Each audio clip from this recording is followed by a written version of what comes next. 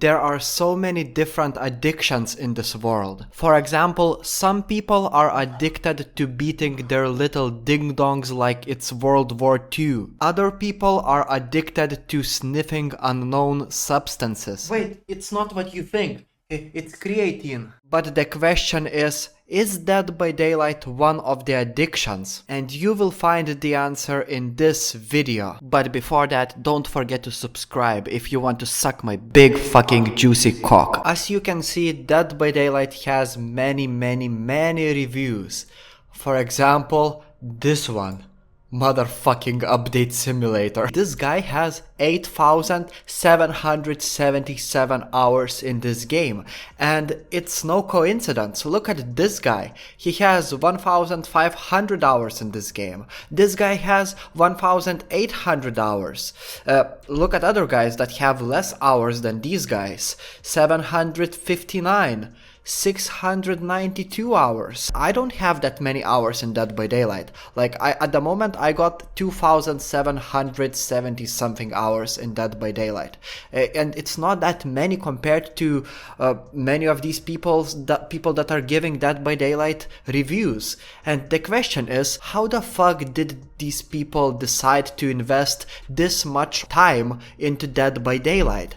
Is it because Dead by Daylight is addictive, or are there any other reasons why people put so many hours into a single game? And the answer is pretty simple. There is actually a very big difference between most multiplayer PvP games and single player games that nobody is talking about. And the difference is that most single player games are made to be purchased once, and there's an end game point of the game. When you finish a single player game, it's not meant to be played multiple times. Some single player games have replayability, but if you finish the game twice or like 3 times, there is really no point in playing this game for the 4th time, because you already know what happens, you already know the story. Unlike multiplayer games like Dead by Daylight, you see, these games are unpredictable because you are playing against other players, and every single human is different, and it creates replayability factor because you will never know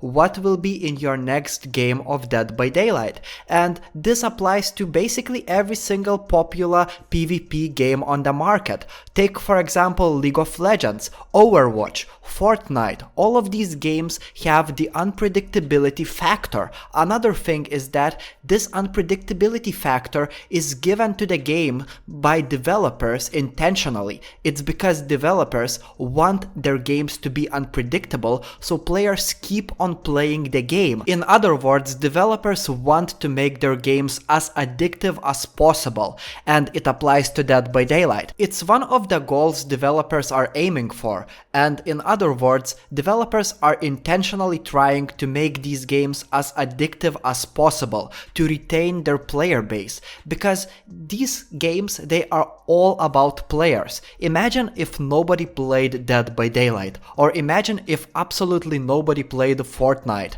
and it's a battle royale game where 100 people are fighting to be the last one standing.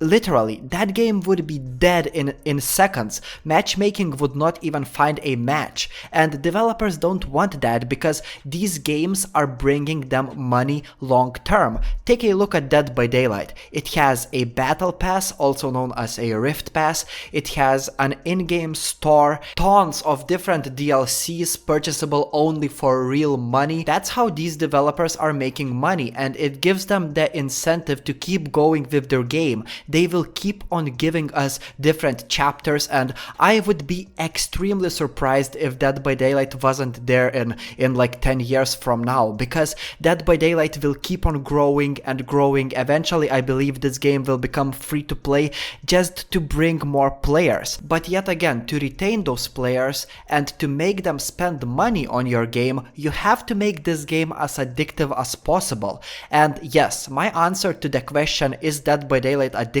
is yes, this game is addictive.